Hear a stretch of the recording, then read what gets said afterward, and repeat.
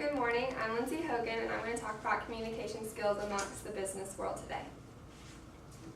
So verbal communication, I found in a lot of articles that I read, it was honestly one of the top sought out skills that were looked at by employers, because a lot of internet and social media is becoming up and running, and the employers, they still want their employees to be able to talk to each other and to engage in conversation, and not just any conversation, but really good conversation, because they believe that when you talk amongst each other, it creates relationships, and instead of just talking over the internet, those relationships gain trust, because when you just talk over the internet, you don't per se know someone. You know facts about them, you know what they want to say, but you don't necessarily know what they're trying to say or how they're trying to say it. So it really helps set up great relationships for sending back emails and things like that.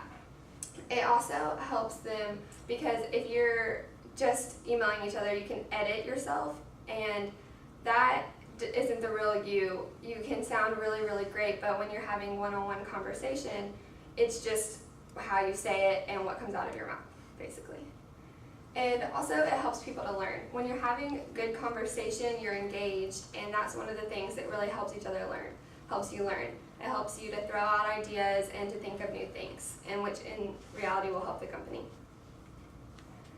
Also, this can result in career growth. If you have great conversation, then you're more likely to talk to your boss, and you're more likely to explain things to him or her, sorry. And so if you can't have good communication, then that can result in career stagnation. And also, one of the other things is employers are really wanting employees to ask a lot of questions. They're really wanting them to open up if they don't understand anything and just be upfront about stuff, which also was in return with the listening skills, because if one of your coworkers is asking questions, then it's your time to really listen so you don't have the same question later. Next is writing. I think at this point in time we've realized that emails aren't lists. Emails are very effective and efficient, and they're really, really awesome for the workplace because you can email each other if your meeting got canceled or if time changed or anything like that. So with this said, employers are wanting employees to be organized with their emails. They're really wanting the emails to be easily read and no confusion with that. So that's definitely a good trait to have. And one thing that the businesses are looking for is they're looking for organization with that. And when they read your resume, one of the things that they said in this, one of the sources I read is they're reading resumes and they're trying to look at the employee's writing skill, because your resume should be your best work when you turn it in. And so they can really tell how your writing skill is from your resume. And so if you have a resume that's easily read, then that means that your writing skill is probably upper level, not really something they're looking for. So besides email, another thing that writing skills are helping out with is things like public relations and advertising for the company, because you want those to be very easily read to the customer. The customer doesn't want to read something that's confusing or that they're going to have to read 5 times to understand. They want to read it, get it, and invest in your company or buy your product. And of course, internal communications. If you're sending out emails that don't make any sense to the whole company, then that's a major problem. And also with writing, they're looking for your grammar, your sentence structure, and how you're paragraphing things. So finally is social media. I read something that said, a survey, which is at the bottom, that said 60% of employees are checking their phones at least once or twice a day for social media. And that's a lot for social media, especially with your personal social media. So that's a problem in the employee workplace right now if you're checking your phone that much a day and not focusing on your job.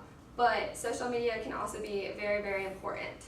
For example, 49% of employees say that they're checking their phone or their internet with social media to connect with coworkers. So that goes back to communication with coworkers, because if you have that relationship with your coworker, of course there's a line that there needs to be drawn with that. You can't step over that line. But good relationship with coworkers are really great because it helps you all kind of jive and intertwine and work well with each other. So connecting with coworkers on social media is a really great thing that's happening in the business world now. And next, 44% say that they are connecting with customers, which is awesome because you want your business to be able to connect with the customers and be able to reach out to them. So a lot of companies are getting social media networks for their companies, such as just like small businesses, like a lot of boutiques are getting those and things like that, and they're advertising. And so when people check on that, that's really great to check on during the workday. And out of the 60% that check their phone once or twice a day, only 26% were in the marketing. So that's another problem to look at with that, because more of the marketing should be checking their social media so they can market their products. And finally, the top 2 social media networks were Twitter and Facebook. And a lot of other social media networks are coming into play, but those were definitely the top 2. So, thank you.